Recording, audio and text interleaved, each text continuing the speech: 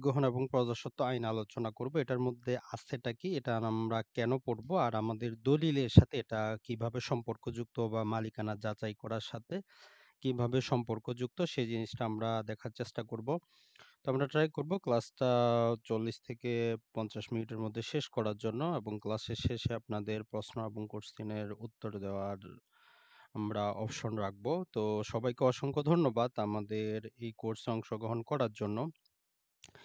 তো আসলে আমরা যেটি করতে চাই সেটি হচ্ছে যে আইনগুলোকে খুব সহজভাবে আপনাদের সামনে তুলে ধরতে চাই যাতে আপনারা খুব সহজেই বুঝতে পারেন যে আসলে আইনের কোথায় কি আছে এবং কিভাবে আপনারা সেই জিনিসগুলো বা আইনের সেকশনগুলো কাজে লাগিয়ে নিজে উপকৃত হবেন এবং আপনার যদি জায়গা জমি ভূমি সংক্রান্ত কোনো বিরোধ থাকে তাহলে কিভাবে নিজেকে সেই বিরোধ থেকে উদ্ধার করবেন সে সম্পর্কে আমরা আলোচনা করি।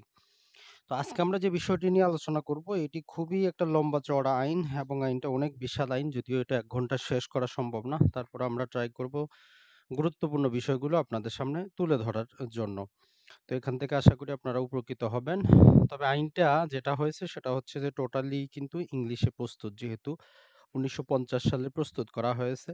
তো আইনে যদি আমরা লম্বা চওড়া যদি সেকশনগুলো দেখি, এগুলো আসলে পড়ার জন্যই আমাদের ১ মাস সময়ের প্রয়োজন যদি প্রতিটা শব্দ আমরা বুঝতে চাই। তো আইনের মধ্যে মোটামুটি প্রায় যদি আমরা দেখি ১৫১ টার মতো সেকশন আছে। তবে আইনটা যদিও ১৯৫০ সালে প্রস্তুত করা হয়েছে, আইনের 70% আমাদের পড়ার কিন্তু কোনো দরকার নাই। তো সেই জিনিসটা আমরা দেখব। আমরা আপনাদেরকে হ্যান্ড নোটটাও দিয়ে দিব যে আসলে আইনটা কেন প্রস্তুত করা হয়েছে, এর ব্যাকগ্রাউন্ডটা আমরা একটু আগে স্মরণ করে নেই। তাহলে আমাদের কাছে সহজ হবে। আমরা বুঝতে পারবো যে, যে আইনটা আমরা পড়তেছি এটা কোথা থেকে আসলো, কেন আসলো। তো নরমালি আসলে আইনটা যেটা করা হয়েছে সেটা হচ্ছে যে আইনটা প্রস্তুতি করা হয়েছে খাজনা আদায়ের যে অধিকার যেটা জমিদার আগে নিত মানুষের কাছ থেকে সেটা সরকার যাতে আদায় করতে পারে এর একটা আইনি কাঠামো দেওয়ার জন্যই কিন্তু রাষ্ট্রীয় অধিগ্রহণ এবং প্রজাস্বত্ব আইন, অর্থাৎ যেই খাজনাটা জমিদার নিত সেই জমিদারের অধিকারটাকে সরকার অধিগ্রহণ করে নিয়েছে। আর দ্বিতীয় যে উদ্দেশ্য সেটা হচ্ছে যে যিনি জমির মালিক, যিনি হচ্ছেন প্রজা, তার মালিকানা কিভাবে ঠিক করে দেওয়া হবে, অর্থাৎ প্রজার যে সত্ত্ব সেটা ঠিক করা। এই দুটাই কিন্তু মেইন উদ্দেশ্য।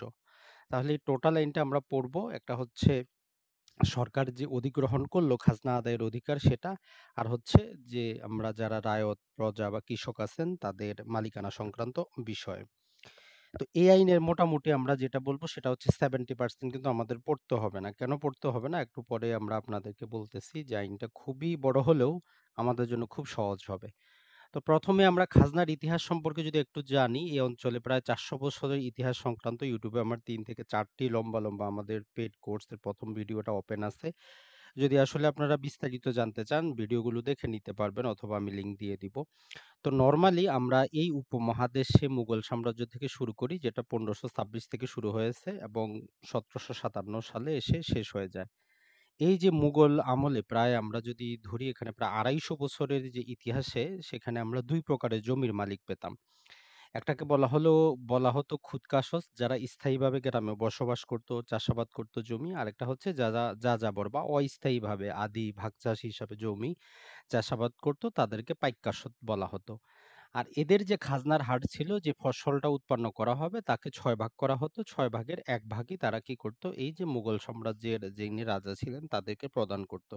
তো মোটামুটি ২৫০ বছরের এটাই কিন্তু ইতিহাস। এক্ষেত্রে আমরা ততটা আর কোনো ঝামেলা কিন্তু দেখি না।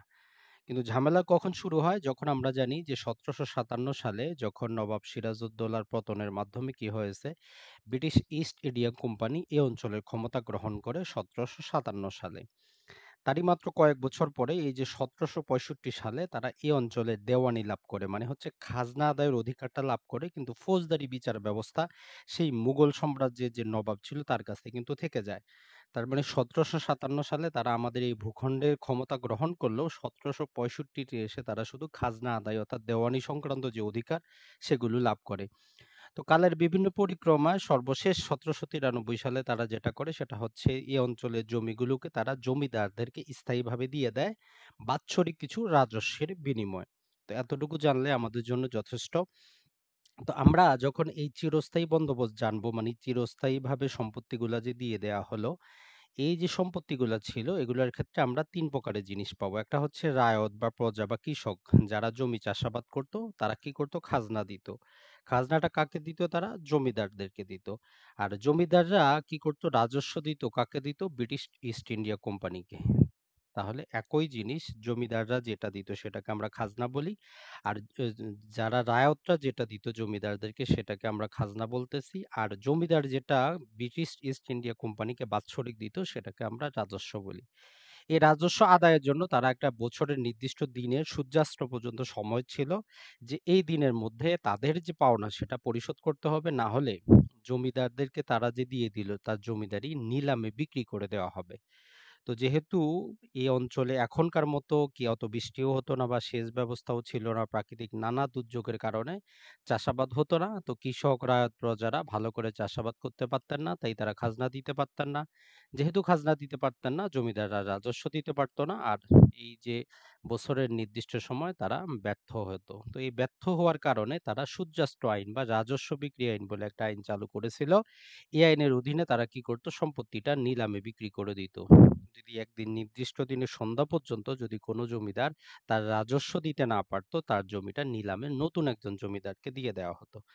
এখন নতুন যে জমিদার আসতো সে কি করতো না, তাদের যেই নিয়ম কানুন ছিল যেটাকে আমরা পাট্টা রেগুলেশন বলি সেটা মানতো না। তারা অযথা খাজনা বৃদ্ধি করত। ফসল না হলেও আপনার আপনার কাছ থেকে টাকা পয়সা আদায়ের চেষ্টা করত।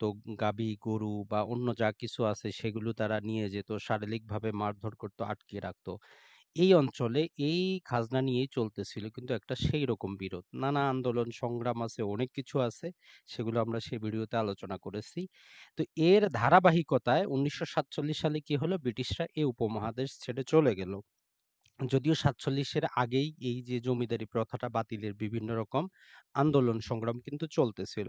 তো ফাইনালি যেহেতু ভারত এবং পাকিস্তান দুটো দেশ পৃথক হয়ে যায়, পাকিস্তান অঞ্চলে আমরা দেখতে পাই ১৯৫০ সালে তারা আমরা আজকে যে আইনটা পড়বো রাষ্ট্রীয় অধিগ্রহণ এবং প্রজাস্বত্ব আইন, এই আইনটা তারা প্রণয়ন করে যেটা ১৯৫১ সাল থেকে কার্যকর। এই আইনের অধীনেই আমরা একটা খতিয়ান পাই যেটাকে আমরা এসে খতিয়ান বলি। তো এই হচ্ছে মোটামুটি আইনটার পেছনের ইতিহাস। এতটুকু যদি আমরা না জানতাম তাহলে আমরা আসলে বুঝতামই না যে কেন ৭০% আমাদেরকে পড়তে হবে না। তো এতটুকু আপনি মনে রাখেন, আর বিস্তারিত জানতে চাইলে সেই ভিডিওটা দেখে নিবেন। সেখান থেকে আশা করি আপনি বুঝতে পারবেন।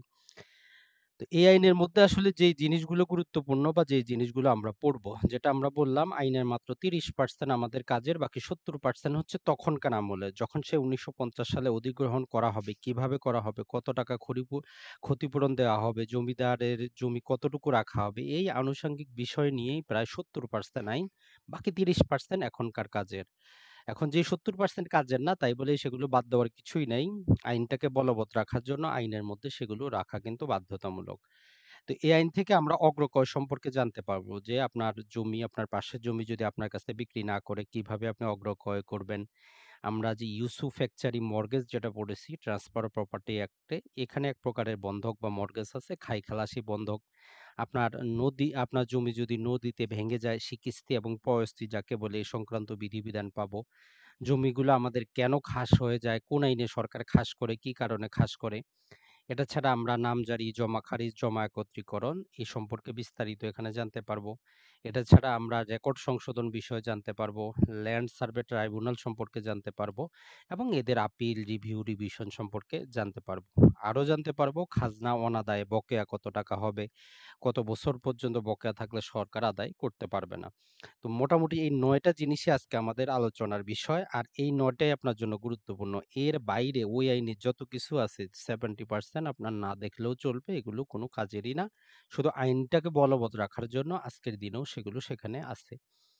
তো আশা করি আমরা প্রতিটা জিনিসকে আপনাদেরকে সহজভাবে বুঝিয়ে দেওয়ার চেষ্টা করব। আর পরবর্তীতে আমি এর যে টাইপকৃত যে নোটটা আছে সেটা দিয়ে দিব। আপনারা চাইলে সেটা কি করতে পারবেন, পিন করে রাখে দিতে পারবেন। সময় স্বল্পতার কারণে সম্পূর্ণতা টাইপিং করা সম্ভব হয় নাই। আর এই যে আমরা এই আইনের অধীনে যে খতিয়ানটা প্রস্তুত করা হয়েছে এই সংক্রান্ত আমাদের যেহেতু খতিয়ান এবং দলিল পরিচিতি আছে সেই পর্বে আমরা দেখাবো বাস্তব খতিয়ানটা। এই আইনের অধীনে যে খতিয়ানটা এটাকে এসএ খতিয়ান বলে। এসএ মানে হচ্ছে স্টেট অ্যাকুইজিশন।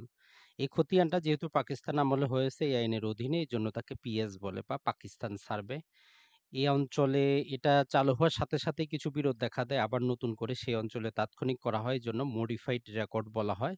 বাংলা ১৩৬২ সালে করা হয়েছে বলে একে ৬২ রেকর্ড বলে। তাই এই আইনের অধীনে যে খতিয়ানটা প্রস্তুত এটার অনেকগুলো নাম জাস্ট একটু জেনে নিবেন। SA, PS, MR, ৬২ record. এটা ছাড়াও আরো অনেক নাম আছে। জাস্ট কাজেরগুলো আমরা বললাম। এই খতিয়ানটা সম্পূর্ণ ঢাকা জেলায় এক পাতার পাবেন আপনি। আর সেখানে খতিয়ানেই সাবেক খতিয়ান, হাল খতিয়ান লেখা থাকবে। আর বাকি সারা দেশে ২ পাতার পাবেন। যেখানে আপনি ৪৯, ৫০, ৫১, ৫২ ধারাটা আপনি খতিয়ানের উপরে, নিচে, ডানে, বামে যেকোনো এক জায়গায় পাবেন। মেক্সিমাম অঞ্চলে শুধুমাত্র ফরিদপুরের কিছু জেলা বাদ দিয়ে সব জায়গায় সম্পূর্ণ হাতের লেখা কিন্তু খতিয়ানটা। তাহলে আমরা এই আইনের অধীনে যে খতিয়ানটা প্রস্তুত করা হয়েছে, সত্যের লিপি প্রস্তুত করা হয়েছে, সেটা সম্পর্কে একটু বেসিক ধারণা পেলাম। বিস্তারিত আমরা খতিয়ান পরিচিতিতে আপনাদেরকে বাস্তব চিত্র সহ দেখানোর চেষ্টা করব। তো এই আইনের যদি আমরা চলে যাই, এই আইনের ৯৬ ধারা সর্বপ্রথম আসবো আমরা অগ্রকয়, যেটি আমাদের জন্য খুবই গুরুত্বপূর্ণ। তো অগ্রকয় জিনিসটা কি এটা আমরা একটু আগে বুঝি। অগ্রকয় জিনিসটা কি? আসলে অগ্রকয় আপনার অধিকারটা তখনই জন্মায় যখন আপনার পাশের জমি আপনার একই খতিয়ানের আরেকজন মালিক বা আপনার যেই পথ দিয়ে চলাচল করেন পাশের জমি যখন সে অন্য কারো কাছে বিক্রি করে দেয়, সেই জমিটা আপনার ক্রয় করার কথা ছিল। আপনার দরকার। তো আইন বলতেছে আপনার অধিকার আছে, আপনি ক্রয় করতে পারবেন। যতদিন পর্যন্ত সে বিক্রি করতেছে না, ততদিন আপনার কোনো অধিকার থাকবে না। যখন সে একবার বিক্রি করবে, হস্তান্তর করবে, তখনই আপনার অধিকারটা থাকে। নরমালি এটাকে আমরা বলি, বাংলায় বলি অগ্রকয়, ইংলিশে বলি প্রিএম্পশন, আরবিতে বলা হয় হক-সুপ্পা। তো বাংলাদেশে বর্তমানে ৩ আইনের অধীনে আমরা অগ্রক্রয় করতে পারি। একটা হচ্ছে আজকে যে আইন আমরা পড়ব, এই আইনের ৯৬ ধারা মোতাবেক। আর যদি অকৃষি সম্পত্তি হয় তাহলে অকৃষি প্রজাস্বত্ব আইন বলে একটা আইন আছে ১৯৪৯ সালে, সেটা দিয়ে। আর আমরা বাংলাদেশে যেহেতু মুসলিম শরিয়া ল প্রযোজ্য 1937, তাই আমরা মুসলিম আইনে অগ্রক্রয় করতে পারি কৃষি এবং অকৃষি যেকোনো সম্পত্তি। তো আজকে আমরা জাস্ট পিওরলি দেখব যেটা, সেটা হচ্ছে আমাদের কৃষি সম্পত্তি। তো ধরলাম এখানে কিছু জমি আছে। এখানে ধরলাম যে আমরা ২ জন মালিক। এ এবং বি তারা একটা সম্পত্তির মালিক এবং সি আরেকটা সম্পত্তির মালিক, পৃথক। এখন এ এবং বি যে সম্পত্তির মালিক এটা আসলে প্রকৃতপক্ষে তাদের পিতা যে এক্স ছিল, এক্স এর সম্পত্তি তারা ২ ভাই মিলে সেটার মালিকানা অর্জন করেছে। ২০ শতক সম্পত্তি। এখন তার মানে আমরা বলতে পারি যে এক্ষেত্রে কি হলো, তারা ২ জনে ১০ শতক ১০ শতক সম্পত্তির মালিক। এখন এখান থেকে এ যদি কি করে বি এর কাছে, তার ভাইয়ের কাছে যদি ১০ শতক বিক্রি না করে বাইরের এই যে সি ব্যক্তি আছে তার কাছে যদি বিক্রি করে দেয়, তাহলে বি এর প্রতিকার হচ্ছে সে আদালতের মাধ্যমে অগ্রক্রয় করে সেই সম্পত্তিটা ক্রয় করতে পারবে। তো ২০০৫ সালের পূর্বে যেটা ছিল সেটা হচ্ছে যে পাশের জমির যে মালিক, এই যে সি এর কাছে বিক্রি করলো, কথার কথা, সি যেহেতু পাশের জমির মালিক, এও অগ্রক্রয়ের মামলা করতে পারত। কিন্তু ২০০৫ সালের পরে যেটা করা হয়েছে বলা হচ্ছে অগ্রক্রয় শুধুমাত্র কৃষি জমিতে উত্তরাধিকার সূত্রে যদি কেউ শরিক হয়, যেমন এখানে এ এবং বি সম্পত্তিটা ছিল তাদের বাবার, শুধুমাত্র উত্তরাধিকার সূত্রে যদি কেউ সম্পত্তির মালিক হয়, সেক্ষেত্রে যদি কোনো অংশীদার সম্পত্তি হস্তান্তর করে তাহলে অন্য অংশীদার মামলা করতে পারবে, এর বাইরে আর কেউ পারবে না।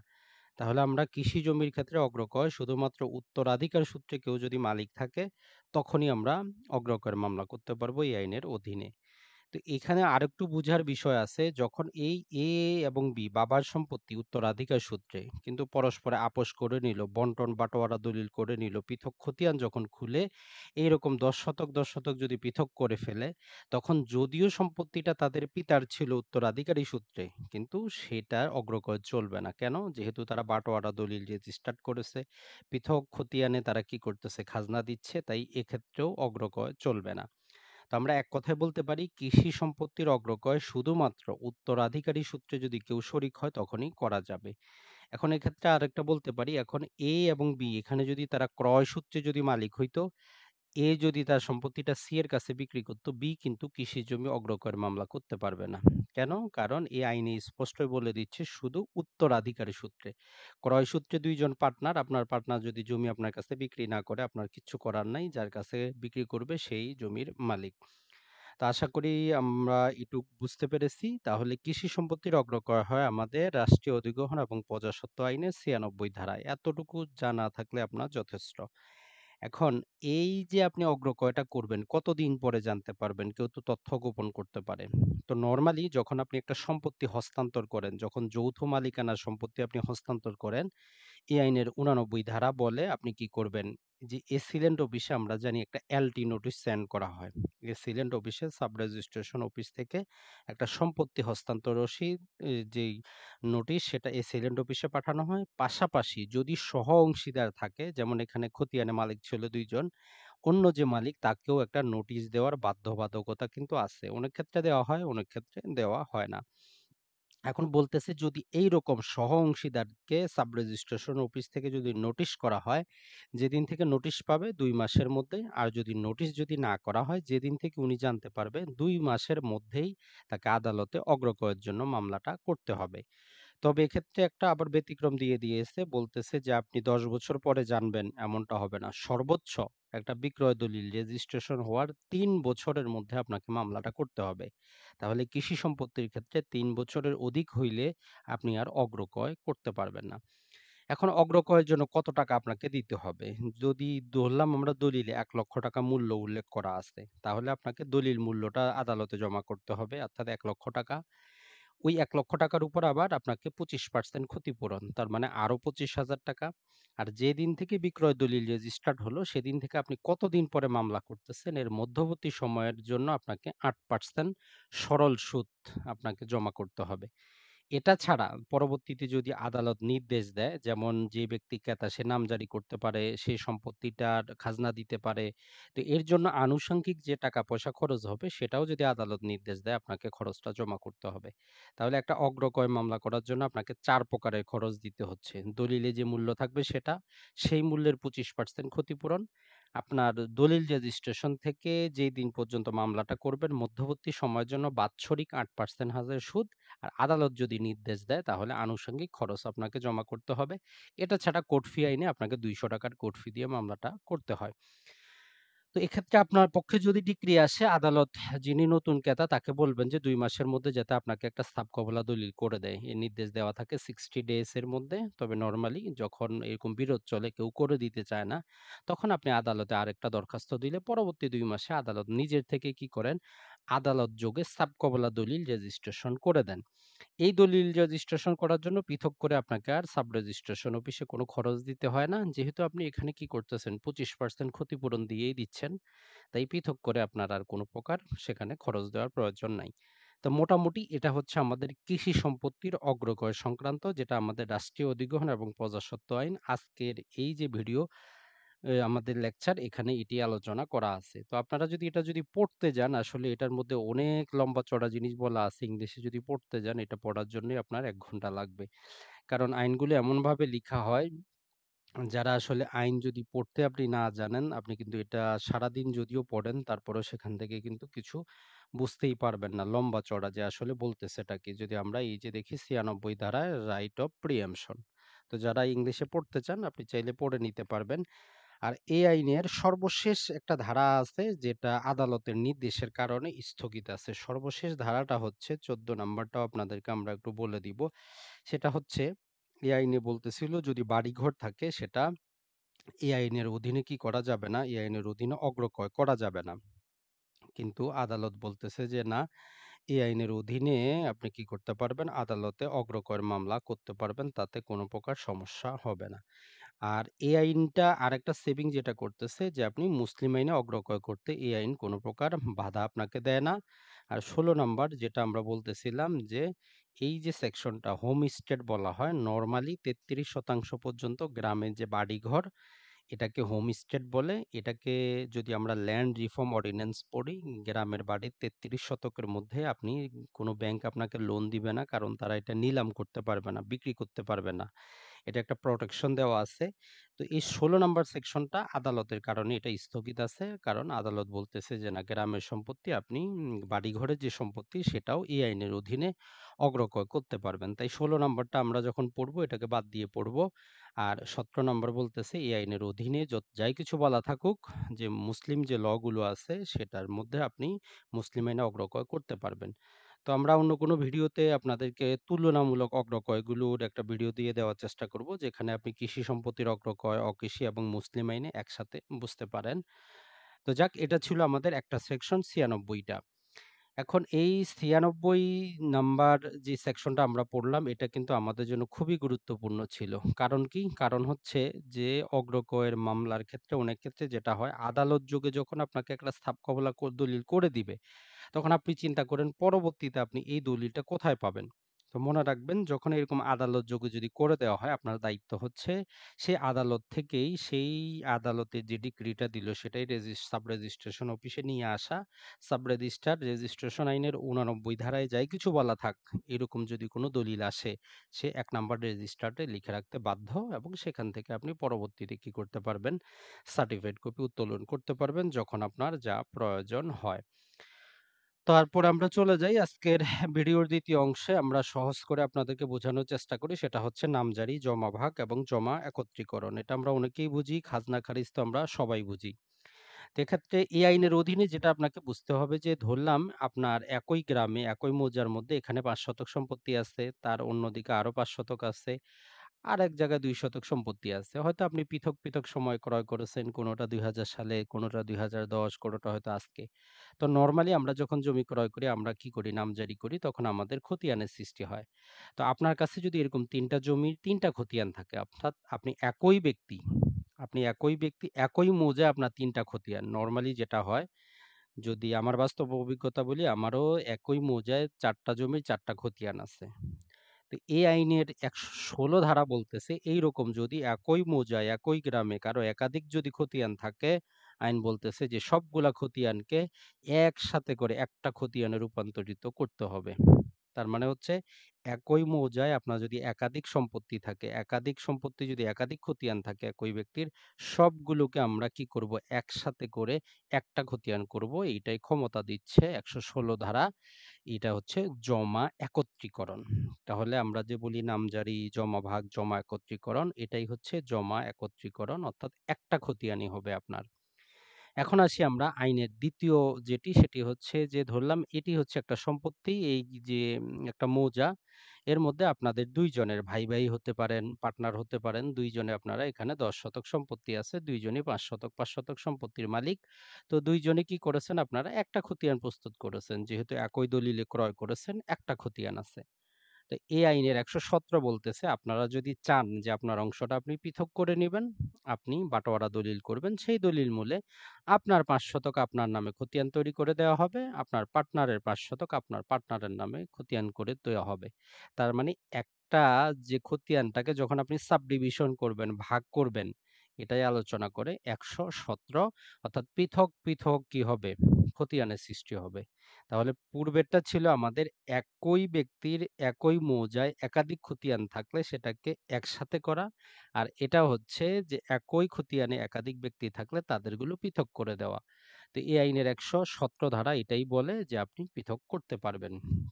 এখন আসি আমরা এই আইনের আরেকটা সেকশন হচ্ছে, যে এই একটা বিশাল বড় মৌজা, এর মধ্যে ধরলাম যে ৩ জন ব্যক্তি, পৃথক, পৃথক ব্যক্তি, পৃথক, পৃথক খতিয়ান। এ ব্যক্তির খতিয়ানে ১০ শতক জমি, বি ব্যক্তির খতিয়ানে ২০ শতক জমি, সি ব্যক্তির খতিয়ানে আরো ধরলাম ১০ শতক জমি। তো সাধারণত দেখবেন, নরমালি যদি কারো সাথে আপনার বন্ধুত্ব বেশি থাকে, তার বাসায় আপনার যাতায়াত হয়, আপনার বাসায় তার যাতায়াত হয়, বিবাহ শাদী নানা অনুষ্ঠানে তার সাথে আপনার দহরম মহরম সম্পর্ক হয়ে যায়, খুবই ঘনিষ্ঠ সম্পর্ক। যদি কোনো কারণবশত আপনার মনে হয় যে আসলে আপনাদের এই পৃথক, পৃথক খতিয়ানগুলো পূর্বে ছিল একই ব্যক্তির, এখন হচ্ছে ভিন্ন ব্যক্তির। যদি এরকম ভিন্ন, ভিন্ন ব্যক্তির খতিয়ানগুলো আপনারা চান একই খতিয়ানে নিয়ে আসতে, আইন বলতেছে সেটাও পারবেন। এটাকে আইন বলতেছে কনসোলিডিয়েট করবেন, কত? ১১৯ ধারার ক্ষমতা বলে। তাহলে আমরা নামজারির ক্ষেত্রে ৩ টা দেখলাম। ১১৬ একই ব্যক্তির একাধিক খতিয়ান একসাথে করা, ১১৭ একটা খতিয়ানে একাধিক মালিক পৃথক করা, আর ১১৯ বলতেছে পৃথক, পৃথক মালিকের যদি এরকম পৃথক, পৃথক সম্পত্তি থাকে, তারা চাইলে একসাথে করতে পারবে, একত্রীকরণ করতে পারবে, কনসোলিডেট করতে পারবে। কনসোলিডেট মানে হচ্ছে ২ টি ভিন্ন সত্তার জিনিসকে একসাথে কম্বাইন করা। আর উপরে যেটা আমরা পড়েছিলাম সেটা হচ্ছে একই ব্যক্তির জিনিস একই নামে নিয়ে আসা। তো আশা করি আপনারা বুঝতে পেরেছেন যে নামজারির বিষয়গুলো কি। তো এখন আমরা নামজারির পরে যেটা আসবো সেটা হচ্ছে এই আইনের ৯৫ ধারা আমাদের কিছু বন্ধকের কথা বলে। আমরা ১ম এই বুঝবো খাই-খালাসি বন্ধক, যেটা আমরা ট্রান্সফার অফ প্রপার্টি অ্যাক্টে পড়েছি।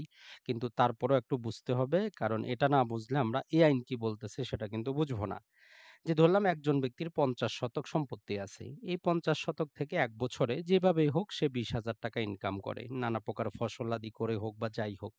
অর্থাৎ ৫০ শতক সম্পত্তি থেকে তার বাৎসরিক ৳২০,০০০ ইনকাম হয়। এখন তার টাকা পয়সার প্রয়োজন, এ ব্যক্তি যিনি উনি কি করলেন, বি ব্যক্তিকে বললেন যে, "ভাই আমার টাকার প্রয়োজন, আমাকে ৳১,০০,০০০ দেন, আমাকে ৳১,০০,০০০ হাওলাত দেন।" তো এখন কেউ তো আর ফ্রিতে টাকা পয়সা দিবে না। তো সে বলল, "ঠিক আছে, আপনাকে আমি বাৎসরিক ১০% সুদে, অর্থাৎ ১ বছর পরে টোটাল ৳১,১০,০০০ কি হবে সে দিবে।" এই মর্মে তাকে সে টাকাটা দিল আর বলল যে, "বন্ধক হিসেবে আপনার জমিটা আপনি আমাকে দেন।" অর্থাৎ তার জমিটা সে বিয়ের কাছে দিয়ে দিল। এখন এই খাই-খালাসি বন্ধক হচ্ছে যে দখলটা আপনি তাকে দিয়ে দিবেন। যার কাছ থেকে টাকা পয়সা নিয়েছেন তাকে দিয়ে দিবেন। তো দিয়ে দেওয়ার পর আমরা একটা মনে রাখবো, বাৎসরিক ১০% সুদ। তো তাহলে এই যে ৫০ শতক সম্পত্তিতে বাৎসরিক ইনকাম কত? ৳২০,০০০। তো ধরলাম যে ১ বছর পরে তাহলে টোটাল নরমালি যদি আমরা হিসাব করি, তাহলে ১ বছর পরে সে ৳১,০০,০০০ আর সুদ ১০, ৳১,১০,০০০ তাকে দিলে ১ বছর পরে তার জমিটা সে ফেরত পাওয়ার কথা। তো এখন আমরা যদি দেখি, সেক্ষেত্রে দেখেন তাহলে এই যে ৳১,১০,০০০ এটা তার হচ্ছে ১ বছর পরে দিলে সে সম্পত্তিটা ফেরত পাবে। কিন্তু এখানে দেখেন সে ১ বছরে কিন্তু যেহেতু দখল তাকে দিয়ে দিছে, সে ৳২০,০০০ কিন্তু ইনকাম কিন্তু সে করল। এখন এই খাই-খালাসি বন্ধক যেটা বলে, আপনি যে জমি থেকে ৳২০,০০০ ইনকাম করলেন, সেটা এখন টোটাল এই ১,১০,০০০ থেকে ২০,০০০ বাদ দেন। তার মানে ১ বছর পরে যিনি ৳১,০০,০০০ দিয়েছিলেন উনি শুধুমাত্র ৳৯০,০০০ পাবেন। কেন ৯০,০০০ পাবেন? কারণ উনি অলরেডি ওই সম্পত্তি ভোগ করে ৳২০,০০০ ইনকাম করছেন। অর্থাৎ উনি এই শুধু ১ বছর পরে ৳৯০,০০০ যদি ঋণ গ্রহীতা ফেরত দেয়, তাহলেই তারটা শেষ। এটাই হচ্ছে খাই-খালাসি বন্ধকের কনসেপ্ট। এখন আসি আমরা, এই আইন আসলে কি বলতেছে? এই আইন বলতেছে শুধু খাই-খালাসি না, সম্পূর্ণ খাই-খালাসি হবে। সম্পূর্ণ খাই-খালাসি কেমন? ওই একই সম্পত্তি আমরা ধরলাম যে বাৎসরিক ৳২০,০০০ ইনকাম হয় ৫০ শতক সম্পত্তি থেকে। এ ব্যক্তির টাকা প্রয়োজন, সে বিয়ের কাছে আসলো, বিয়ের কাছ থেকে সে কি করলো? ৳১,০০,০০০ হাওলাত নিল। নিয়ে বলতেছে যে, "এটা আমি ৫ বছর পরে দিব। তবে বাৎসরিক ইন্টারেস্ট রেট কত? ৳১০,০০০। অর্থাৎ ৫ বছরের জন্য ৫০,০০০। আর সে নিল ১,০০,০০০। টোটাল ৫ বছর পরে ৳১,৫০,০০০ তাকে ফেরত দিবে। এটা হচ্ছে কথা। টোটাল ৳১,৫০,০০০ আসবে। আর এই সম্পত্তি থেকে আমরা যদি ইনকামটা দেখি, বাৎসরিক কত হচ্ছে? ২০,০০০। তাহলে ৫ বছরে কত?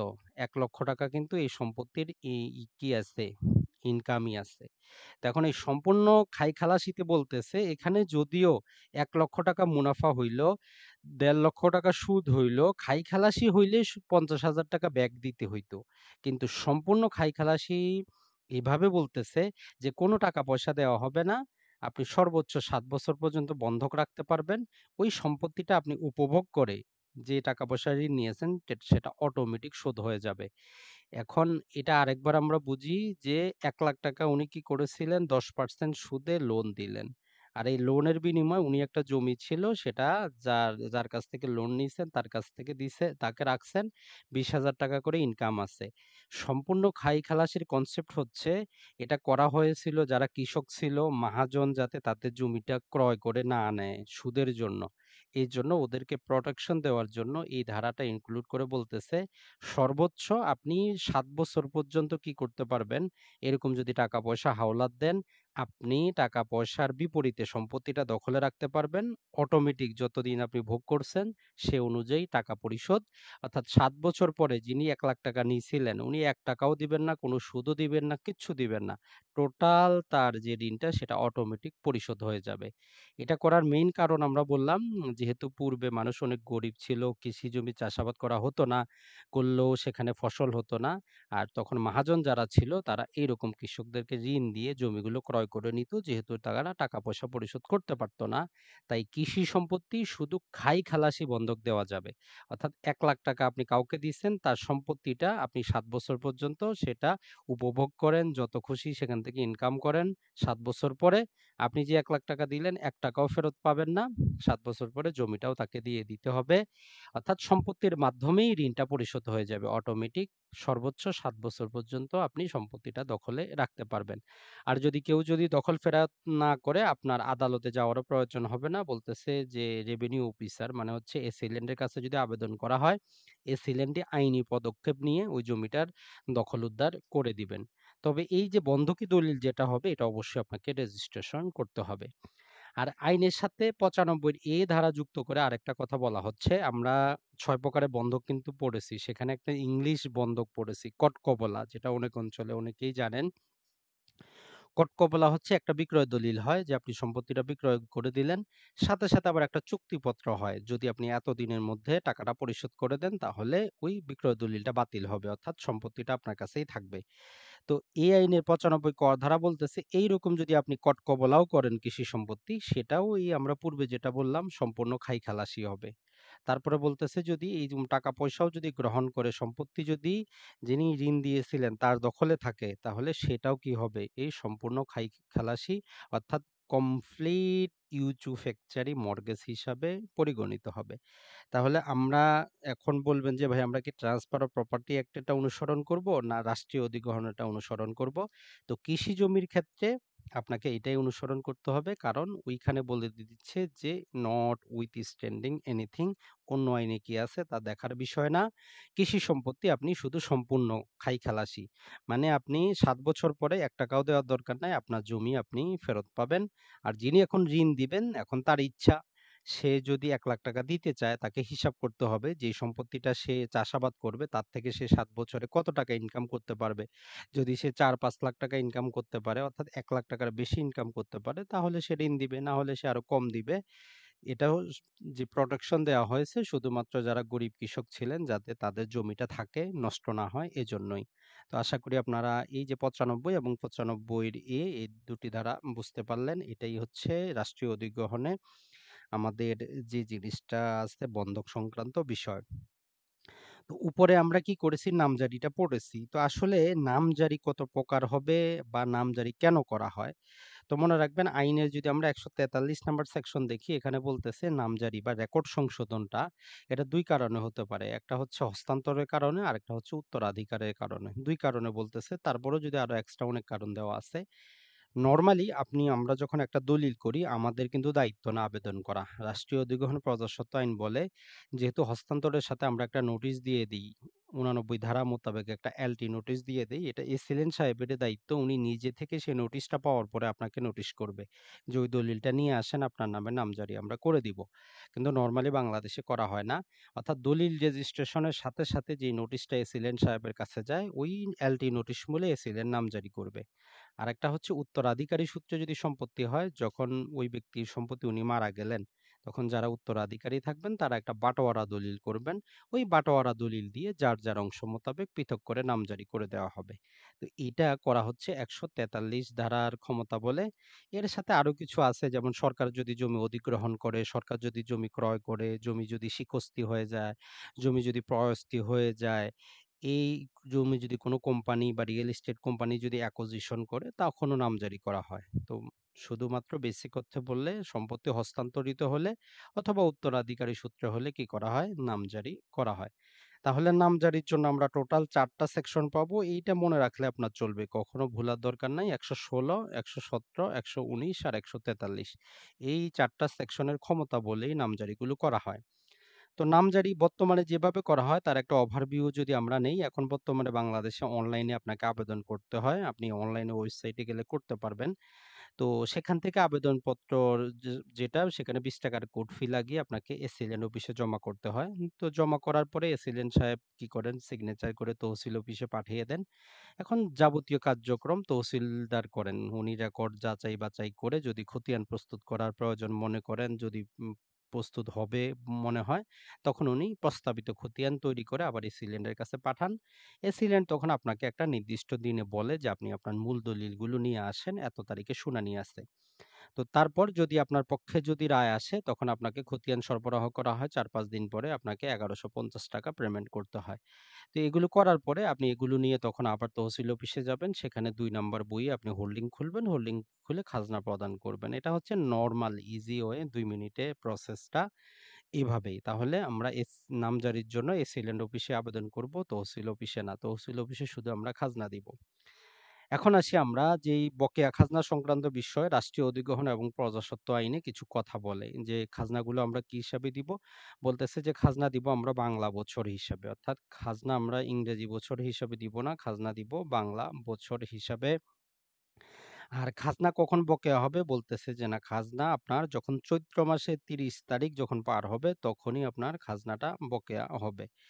আর এই যে আমরা যদি জাস্ট এখানে যদি দেখি, যদি আপনার খাজনা যদি বকেয়া হয়, ১৪০ ধারা বলতেছে যে আপনাকে কি হবে, ৬.25 সিক্স অ্যান্ড কোয়ার্টার অর্থাৎ 6.25 হিসাবে, এখানে যদিও বলা আছে যেটা সেটা হচ্ছে সিম্পল ইন্টারেস্ট রেট, অর্থাৎ বকেয়া খাজনার উপর কত টাকা সুদ হবে।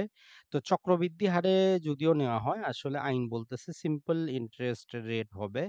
আর যদি যত বছর বকেয়া সেই হিসাবে ৬.25% হিসাবে আপনাকে কি করতে হবে, খাজনার পরিশোধ করতে হবে। আপনি যদি পরিশোধ না করেন সেক্ষেত্রে একটি পিডিআর অ্যাক্ট আছে, অর্থাৎ পাবলিক ডিমান্ড রিকভারি 1930 অ্যাক্টের অধীনে সরকার আপনাকে নোটিশ করবে, আপনি না দিলে সেটা তারা নিলামে বিক্রি করতে পারবে। তো এই যে ১৪০ ধারার সাথে আমরা যখন একটু নিচের দিকে যাব, এখানে একটা লিমিটেশন দেওয়া আছে ১৪২ ধারা। এটি সবচেয়ে গুরুত্বপূর্ণ, যেটা আমরা অনেকেই জানি না, পড়ি না। এটাতে বলতেছে এই যে বাকি খাজনাটা সরকার আদায় করবে, যেটা রিকভারি করবে, এটা হচ্ছে যে ৩ বছরের বেশি হইলে কিন্তু সরকার আর এই পিডিআর অ্যাক্টের অধীনে আদায় করতে পারবে না। তখন আপনি যদি দেন সরকার নিবে, নিতে কোনো আপত্তি নেই। কিন্তু সরকার আপনাকে আজ ১০ বছরের একসাথে নোটিশ করে আপনার সম্পত্তি কি করতে পারবে না, নিলাম করতে পারবে না। সর্বোচ্চ ৩ বছরের জন্য আপনাকে নোটিশ করতে পারবে। ৩ বছর বকেয়া যদি থাকে সেটার জন্য আপনার সম্পত্তি নিলামের নোটিশ দিতে পারবে। তাই আমরা ১৪২ ধারাটা একটু মনে রাখবো, যে আমাদের স্টেট অ্যাকুইজিশন অ্যান্ড টেন্ডান্সি অ্যাক্টের ১৪২ নাম্বার সেকশনের ক্ষমতা দেওয়া আছে যে সরকার ৩ বছরের বেশি বকেয়ার জন্য আপনার সম্পত্তিটা কি করতে পারবে না, নিলাম করতে পারবে না। তবে তাদের নেওয়ার অধিকার আছে, আপনি যদি দেন তারা নিবে, নিতে কোনো সমস্যা নাই। তো মোটামুটি এটা হচ্ছে যে খাজনা সংক্রান্ত বিষয়। যদিও এই আইনে আরেকটা মজার কথা বলা আছে যে কৃষি সম্পত্তির ক্ষেত্রে খাজনা আপনি বাৎসরিক ২ বারে কিস্তিতে পরিশোধ করতে পারবেন। আর অকৃষি হইলে একসাথে পরিশোধ করতে হবে। তো বাস্তবে আমরা একসাথেই দিই, কিস্তিতে আসলে খাজনা নেওয়া হয় না। অর্থাৎ কৃষি সম্পত্তির খাজনা বাস্তবে আপনি ২ বার কিস্তিতে পরিশোধ করতে পারবেন। ১৩৭ ধারার ক্ষমতা বলে প্রশ্ন করতে পারবেন। আর অকৃষি হলে একসাথে আপনাকে দিতে হবে। তো এটি ছিল মোটামুটি খাজনা সংক্রান্ত বিষয়। এখন যদি আমরা চলে যাই আমাদের, সেটা হচ্ছে, আর এক্ষেত্রে আরেকটা জিনিস মনে রাখবেন, এই যে আমরা ১৪২ ধারায় তামাদি পড়লাম, এই তামাদি আইন বলে আরেকটা আইন আছে, যে আইনের ১১০ ধারায়ও এই একই সময়সীমাই দেওয়া আছে, কিন্তু ৩ বছরই সময়সীমা দেওয়া আছে। আর খাজনা পরিবর্তনটা সরকার কতদিন পর পর করতে পারে? তো এই আইন বলতেছে খাজনা পরিবর্তন সরকার ২০ বছর পর পর করতে পারবে, ২০ বছর আগে করতে পারবে না। তো এখন দেখেন, সর্বশেষ খাজনা পরিবর্তন করা হয়েছে ২০১৫ সালে, তার আগে করা হয়েছিল ১৯৯৫ সালে, তার আগে ১৯৭৫ সালে। অর্থাৎ ২০ বছরের আগে সরকার চাইলেও খাজনাটা পরিবর্তন করতে পারবে না। এর কারণ হচ্ছে যে এখানেই একটা সেকশন দেওয়া আছে যে খাজনাটা কতদিন পর পর সরকার চেঞ্জ করতে পারবে। জাস্ট আমরা একটু দেখি, সম্ভবত ১৩৬ অথবা ১৩৪ ধারা হবে। এর কারণে সরকার যেটি করতে পারে না, খাজনাটাকে ওনারা বাড়াতে পারে না। যাই হোক, আমি যখন হ্যান্ড নোট দিয়ে দিব সেই সেকশনটাও দিয়ে দিব। তো তাহলে আমাদের যেটি হয়, ২০ বছর পর পরই সরকার খাজনাটা পরিবর্তন করতে পারবে, যতদিন আইনের ওই সেকশনটা আছে। সরকার যদি পরিবর্তন করতে চায় তাহলে ওই সেকশনটাকে রহিত করার পরেই যেকোনো সময় পরিবর্তন করতে পারবে। তাহলে আমরা ধরে নিতে পারি আমাদের যে বর্তমান খাজনা, এটি আমরা ২০ আর ১৫ যদি দেই তাহলে ২০৩৫ সালে দ্বিতীয় পর্যায়ে চেঞ্জ হবে। এর আগে এটাই থাকবে। আর এর মধ্যে যদি সরকার চেঞ্জ করতে চায় তাহলে ওই সেকশন যেটা দেওয়া আছে ২০ বছরের স্থলে হয়তো সরকার ১০ বছর করবে বা বাতিল করে দিবে। আর আপনার কৃষি সম্পত্তি যদি হয় সেক্ষেত্রে 25 বিঘা পর্যন্ত হলে আপনার খাজনা মওকুফ। তবে আপনাকে কি করতে হবে? ৳১০ বিবিধ ফি আদায় দিতে হয়। আর এই সেকশনটা হচ্ছে ১৫১ সি ধারা বলতেছে এরকম যে কৃষি সম্পত্তি হলে 25 বিঘা পর্যন্ত আপনার কি করতে হবে না? আপনাকে কোনো প্রকার খাজনাপাতি দিতে হবে না। এখন আসি আমরা রেকর্ড সংশোধনের ক্ষেত্রে, যেটা এই আইনের গুরুত্বপূর্ণ বিষয়। রেকর্ড তৈরি করা, আমাদের বিভিন্ন প্রকার যে মাঠ জরিপ এই সংক্রান্ত বিষয়, যদিও শুধু এই আইন দ্বারা নিয়ন্ত্রিত হয় না, এই আইনের সাথে আরো আইন আছে। এই আইনের অধীনে একটা বিধিমালা আছে ১৯৫৫ সালের। ১৮৭৫ সালে সার্ভে অ্যাক্ট আছে, সার্ভে অ্যান্ড সেটেলমেন্ট ম্যানুয়াল আছে, ১৯৫৭ সালে টেকনিক্যাল রুলস আছে। অনেকগুলো আইনের অধীনে একটা জরিপ হয়। তো যাই হোক, এই আইনে যে বেসিক কথাগুলো বলা আছে সেগুলি আপনাদের সামনে আমরা তুলে ধরি। তো আমাদের বাংলাদেশে আমরা যেটা শুনি যে সিএস নকশা হয়েছে। তো এটা হচ্ছে ১ম নকশা। সরেজমিনে গিয়ে বাস্তবে জমিগুলোকে লম্বা চওড়া মেপে তার একটা নকশা প্রস্তুত করা হয়। নকশার অধীনে খতিয়ান প্রস্তুত করা হয় যে কে মালিক, কতটুকু জমির মালিক। যেটা করতে ৫২ বছর সময় লেগেছে ১৮৮৮ থেকে ১৯৪০। তাও যে চট্টগ্রাম পার্বত্য ৩ টে জেলা এবং চট্টগ্রামে বর্তমানে যে চট্টগ্রাম বিভাগ, সিলেট বিভাগ বাদ দিয়ে ৫২ বছরের মধ্যে তারা জরিপটা সম্পন্ন করেছে। তার মানে অনেক বছর সময় কিন্তু লেগেছে। তো এরপরে যখন রাষ্ট্রীয় অধিগ্রহণ হলো, তারা কি করলো? সরেজমিনে আর যায় নাই। তারা এই সিএস যে নকশাটাকে মূল ভিত্তি ধরে তারা ঘরে বসেই খতিয়ান প্রস্তুত করেছে, যেটাকে আমরা এসএ খতিয়ান বলি। আর এখন যেটা হচ্ছে এটাকে আমরা আরএস বলি, এটাকে বিএস বলি, বিআরএস বলি, যেটাই বলি, যেহেতু বাংলাদেশ আমলে হচ্ছে এজন্য এগুলো বলা হয়। এগুলোরও খতিয়ান প্রস্তুত হচ্ছে, ম্যাপ প্রস্তুত হচ্ছে। এখন এই খতিয়ান বা নকশা এগুলো প্রস্তুতের জন্য আলাদা আবার লম্বা চড়া বিভিন্ন রকম জিনিস আছে। এক কথায় যদি বলে দেই, নরমালি যে অঞ্চলে কি হবে, খতিয়ান প্রস্তুত হবে, বিজ্ঞপ্তি প্রকাশ করা হয়, মাইকিং করা হয়, পোস্টারিং করা হয়, তারপরে ট্রাভাস করা হয়। ট্রাভাসটা হচ্ছে একটা টেকনিক্যাল শব্দ যে আসলে ওই অঞ্চলে কি করা হবে, ওই সিএস বা পুরাতন যেই নকশাটার উপরই করা হবে, না নতুন করে একটা সীমানা নির্ধারণ করা হবে। যদি নতুন করে সীমানা নির্ধারণ করা হয়, তারা ৪ ইঞ্চিতে একটা নকশা প্রস্তুত করেন, সেখানে আরো আনুষঙ্গিক বিষয় আছে। তো তাহলে এটা আবাসটা একটা টেকনিক্যাল শব্দ। এরপরে কিস্তোয়ার করা হয়। কিস্তোয়ার মানে হচ্ছে জমিটা সরেজমিনে মাপা হয় কতটুকু লম্বা চওড়া। তো এগুলো মাপার পরে কি করা হয়, তারা সেখানে নকশা প্রস্তুত করে ওই জমির মালিককে, ওই জমির মালিকটাকে, কতটুকু জমি আছে, দাগ নাম্বার কি কত হবে, দাগ নাম্বারিং গুলো করে। করার পরে প্রাথমিক মাঠ পচ্ছা জমির মালিককে বুঝিয়ে দেয়। এই জন্য একে একটা বুজরত বলা হয়। তো এই পর্যন্ত যে কাজগুলা এগুলো কিন্তু কি করেন, এই পর্যন্ত এই যে কিস্তা আবাস থেকে বুজরত পর্যন্ত এগুলো মৌসুমী আমিন করেন। মানে হচ্ছে সরকারি কোনো আমিন না, এরা চুক্তিভিত্তিক নিয়োগ পায়। তো নরমালি ৩ জন করে দেওয়া হয়। সেখানে তাদের বদর আমিন, সর্দার আমিন এবং চেয়ারম্যান ৩ জন ব্যক্তি থাকে। এটা হচ্ছে নরমাল নিয়ম। এর চাইতে বেশিও থাকতে পারে। তো তারপরে আপনাকে যখন মাঠ পচ্ছা দেওয়া হয়, আপনার সম্পত্তির যে মালিকানার দলিল নিয়ে একজন রাজস্ব অফিসার তখন সেটা দেখে যদি ঠিক থাকে, উনি অ্যাটেস্টেশন করে দেন। তসদিক বলে একটা শব্দ পাবেন, তসদিক করে দেন। তো তসদিক হওয়ার পরে তারা কি করে, আপনার এই খতিয়ানগুলো একটা ভলিউম আকারে প্রকাশ করে, ডিপি ড্রাফট পাবলিকেশন করে। তো করার পরে আমরা যে বললাম একটা বিধিমালা আছে এই আইনের অধীনে ১৯৫৫ সালে, তার আইনের মধ্যে কিছু সেকশন দেওয়া আছে। ওই সেকশনের অধীনে জরিপ কাজ চলে। তো আইনের ৩০ নাম্বার সেকশন বলে আপনার যদি কোনো আপত্তি থাকে আপনি আপত্তি দাখিল করতে পারবেন, বা আপনার সম্পত্তি যদি রেকর্ড না হয় এই পর্যায়ে আপনি রেকর্ড করাইতে পারবেন। যদি এখানে হেরে যান ৩১ ধারায় আপনি আপিল করতে পারবেন। তো আপিল পর্যন্ত একজন ভূমি মালিকের সংশোধন করার ক্ষমতাটা শেষ। এরপরে ইন্টারনালি তারা সেটা কি করে, যাচাই বাছাই করে, ভুল ভ্রান্তি ঠিক করে, করণিক ভুল, গাণিতিক ভুল, অ্যাক্সিডেন্টাল স্লিপ, ওমিশন, প্রতারণা, ফ্রুডেন্টাল যাই কিছু আছে এগুলো তারা ইন্টারনালি ঠিক করে ফাইনালি তারা একটা প্রকাশ করে। তো প্রকাশ করার পরে তারা মোটামুটি ৬০ দিন পরে সরকার সেটাকে গেজেট করে। অর্থাৎ গেজেট মানে হচ্ছে সেটার আইনগত একটা ভিত্তি হয়, সেটা নিয়ে খাজনা নেওয়ার উপযুক্ত হয়। তো এটা হচ্ছে মোটামুটি একটা জরিপ বা একটা নকশা প্রস্তুতের জিনিস। এখন এই নকশাটা প্রস্তুত হওয়ার পরে সেখানে তো ভুল ভ্রান্তি থাকতে পারে। তো এই আইনে বলে দিচ্ছে তাহলে আপনি কি করবেন, কোথায় যাবেন, কার কাছে যাবেন। তো এই আইনের অধীনে যখন আমরা যাব, আমরা এখানে পাবো, এখানে বলতেছে আপনি ল্যান্ড সার্ভে ট্রাইব্যুনালে যাবেন। Land survey tribunal. এই ট্রাইব্যুনালে বর্তমানে মামলা করার জন্য ১,০০০ টাকার কোর্ট ফি দিতে হয়। ১,০০০ টাকার কোর্ট ফি দিয়ে আপনাকে মামলা করতে হয়। আর এই মামলাটা করতে হবে যেদিন থেকে গেজেটটা হয়ে গেল তার ১ বছরের মধ্যে আপনাকে মামলাটা করতে হবে। তবে আপনি যদি জেলে থাকেন, অসুস্থ থাকেন, দেশের বাইরে থাকেন, আপনার যদি সাফিসিয়েন্ট কজ থাকে, উপযুক্ত যদি কারণ দর্শাইতে পারেন তাহলে আরো ১ বছর সময় পাবেন। তার মানে টোটাল ২ বছরের মধ্যে আপনি এই ল্যান্ড সার্ভে ট্রাইব্যুনালে মামলাটা করতে পারবেন। আপনার যদি রেকর্ড যদি না হয়, সম্পত্তি যদি ঠিকমতো না আসে।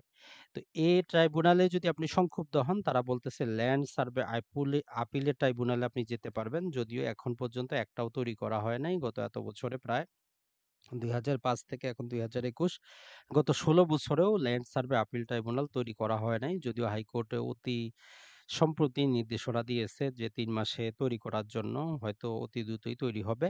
তো নরমালি এখন আপনি যদি ল্যান্ড সার্ভে ট্রাইব্যুনালের আদেশে সংক্ষুব্ধ হন, আপনার রেমেডি হচ্ছে হাইকোর্ট বিভাগে আপনি রিট দাখিল করে প্রতিকার চাওয়া। এটা ছাড়া আপাতত কোনো প্রতিকার নাই।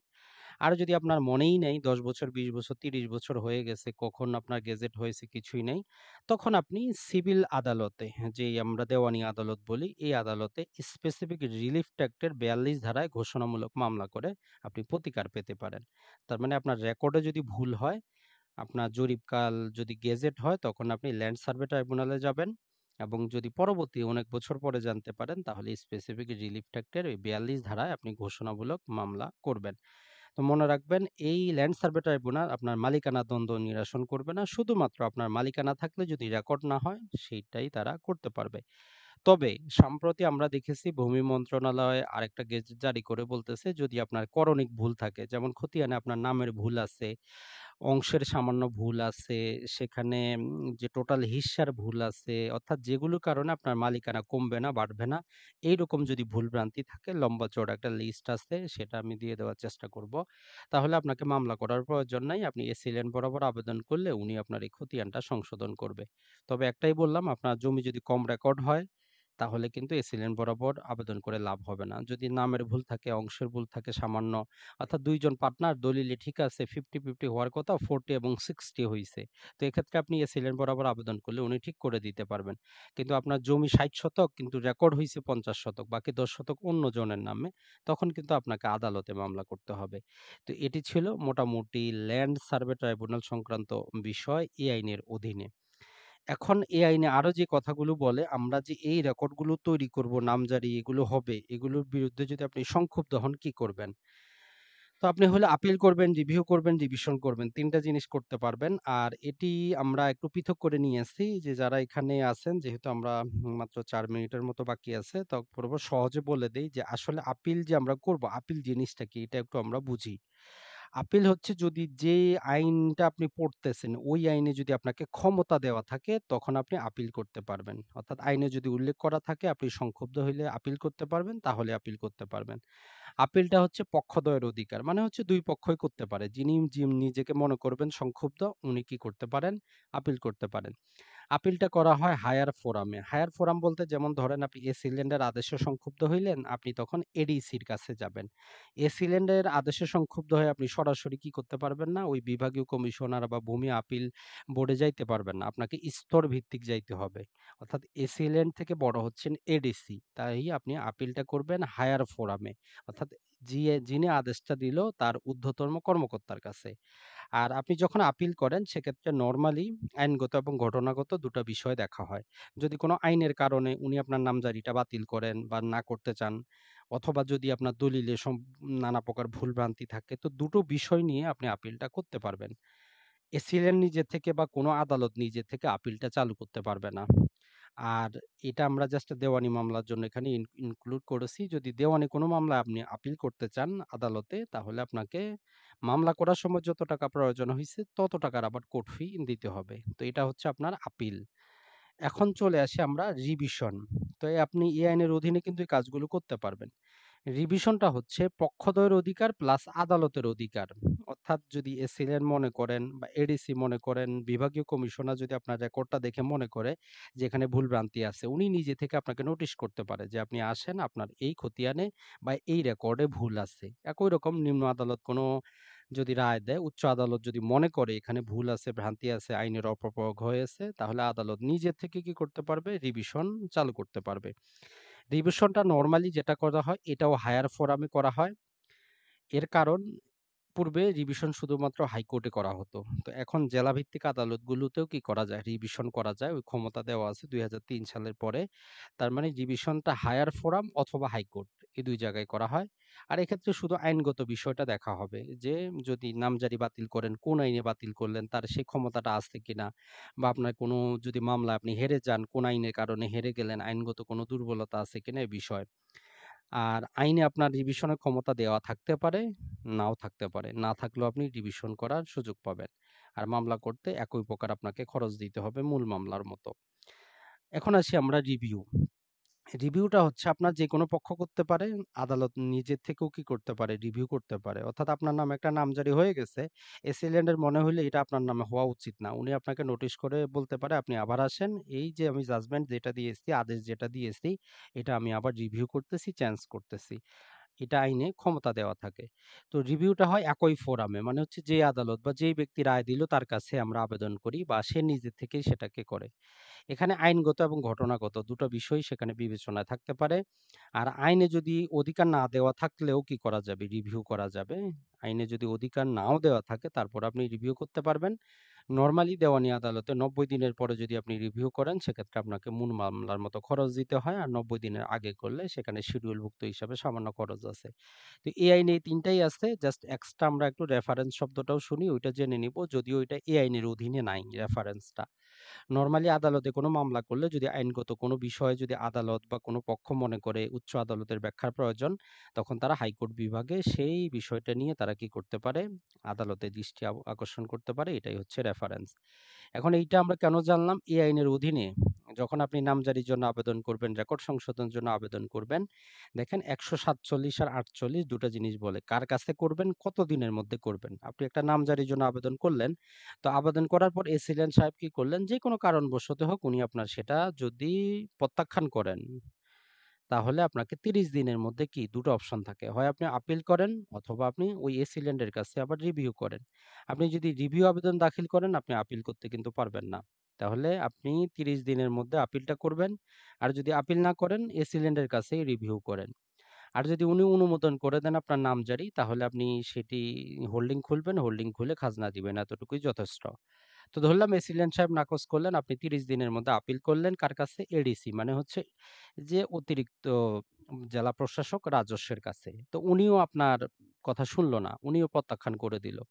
তো প্রত্যাখ্যান করে দিলে এই আইনের ১৪৮ বলতেছে আপনি ৬০ দিন সময় পাবেন। ৬০ দিনের মধ্যে আপনি বিভাগীয় কমিশনারের কাছে আপনি আবেদন করবেন। যদি দেখেন বিভাগীয় কমিশনারও আপনার বিপক্ষে রায় দিল, তখন আপনি ৯০ দিন সময় পাবেন। আপনি আপিল করতে পারবেন কোথায়?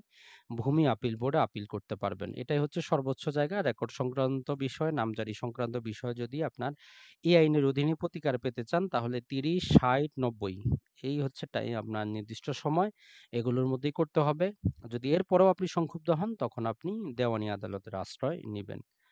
এখন চলে আসি আমরা আমাদের রিভিশন যেটা আমরা পড়লাম। এই আইনের অধীনে ১৪৯ যেটা বলে রিভিশন। তো এসিলেন সাহেব যদি কোনো আদেশ দেন, সেটা যদি এডিসি সাহেব যদি দেখেন বা উনার যদি মনে হয়, তো উনি বা কোনো পক্ষ যদি আবেদন করে তাহলে ৩০ দিনের মধ্যে আবেদন করবে বা এডিসি সাহেব ৩০ দিনের মধ্যে কি করবেন? উনি নিজে থেকে রিভিশনটা চালু করে দিবেন। তাহলে আদেশের বিরুদ্ধে ৩০ দিনের মধ্যে আপনি কি করবেন? রিভিশনের জন্য আবেদন করবেন। আর এই যে এডিসি রেভিনিউ যদি কোনো আদেশ দেয়, সেটা বিভাগীয় কমিশনার কাছে আপনি ৯০ দিন। এইখানে টাইম লেভেলটা কিন্তু একটু বাড়ানো। দেখেন পূর্বে ছিল এখানে মাত্র ৬০ দিন, এখানে হচ্ছে আমাদের ৯০ দিন। তো রিভিশনের ক্ষেত্রে সময়টা একটু বেশি। আপনি ৯০ দিনের সময় পাবেন বিভাগীয় কমিশনারের কাছে। যদি বিভাগীয় কমিশনারের আদেশে আপনি সংক্ষুব্ধ হন, তাহলে ভূমি আপিল বোর্ডে আপনি ১৮০ দিন মানে ৬ মাসের মধ্যে আপনি কি করতে পারবেন? এই যে ৬ মাসের মধ্যে আপনি রিভিশনের আবেদন করতে পারবেন। আর ভূমি আপিল বোর্ড যেকোনো সময় তারা কি করতে পারবে? যেকোনো খতিয়ান, যেকোনো সম্পর্কে তারা রিভিশন চালু করতে পারবে। মানে খতিয়ানটা সংশোধন করার অধিকার এই আইনে তাদেরকে দেওয়া আছে। আর এই আইনের অধীনে রিভিউ যেটা আমরা বললাম, এই আইনের অধীনে যদি আপনি রিভিউ করতে চান, যিনি আদেশ দিবে ৩০ দিনের মধ্যে আপনাকে করতে হবে। ওই একই ব্যক্তির কাছে আপনি করবেন। তাহলেই আপনার জন্য যথেষ্ট। তো আইনের মধ্যে মোটামুটি এই জিনিসগুলোই ছিল আমাদের গুরুত্বপূর্ণ। আশা করি আপনারা উপকৃত হয়েছেন। আমরা ট্রাই করেছি শুধুমাত্র গুরুত্বপূর্ণ বিষয়গুলো আপনাদের সামনে তুলে ধরার জন্য। কারণ এত লম্বা চড়া আইন ১ ঘন্টায় আসলে শেষ করা সম্ভব না। তো এখান থেকে তাহলে আমরা যতটুকু আপনাদের বলবো, আমরা যে জিনিসগুলো বললাম, গুরুত্বপূর্ণ আরেকটা জিনিস আপনাদেরকে যদি আমরা না বলি, আমাদের ভিডিওটা শেষ হবে না, সেটাও একটু বলে দেই। সেটা হচ্ছে আমাদের যেটা ছিল সেটা হচ্ছে যে শিক্ষাস্তি এবং পয়ঃস্তি, যেটা হয়তো আমরা আপনাদেরকে বলি নাই।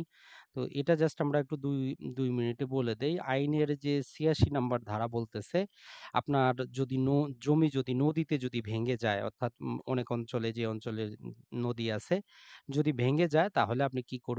অতি দ্রুত এসিলেন্ডার সাহেবের কাছে আবেদন করবেন। কতটুকু জমি ভেঙে গেল তার একটা আপনি কি করবেন? খাজনার রসিদ নিবেন, আপনার মওকুফ আছে। যদি আশেপাশে যদি ৩০ বছরের মধ্যে যদি চর জাগে, তাহলে কি সেখানে যখন জেলা প্রশাসক সেইটি দখলে নিবেন, যখন সেখানে উনি নকশা প্রস্তুত করবেন, দিয়ারা জরিপ করবেন, তখন আপনাকে সর্বপ্রথম কি করা হবে? প্রাধান্য দেওয়া হবে।